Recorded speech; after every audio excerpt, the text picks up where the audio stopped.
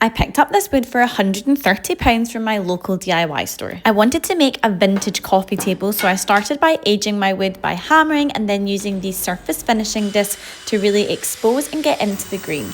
I alternated the abrasive discs back and forth until I'd exposed the grain to look something beautiful like this. And then I started chiseling the sides to get rid of those perfect edges. I just chiseled along the edge, taking out different chunks, and knew I'd fix this later when it got to sanding. I then repeated this exact process on all three parts of the tabletop and the legs. Once I'd finished the process on the legs, it was then time to move on to sanding. I varied from 80 up to 120 grit sandpaper until I had the perfect finish like this.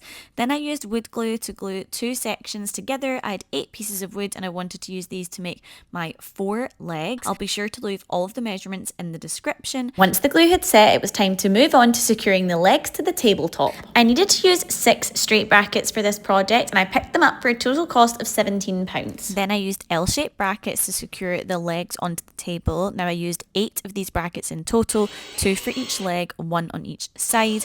Once everything was secured together, the table was then looking a little like this. I picked up this new stain from a company called Pure & Co. They're an Australian brand. It's completely water-based. And oh my gosh, this is the final result. It goes perfectly in our apartment living room and I have somewhere to sit my cuppa, and the colour is exactly what I was going for. Let me know what you think in the comments. Save this for your next project.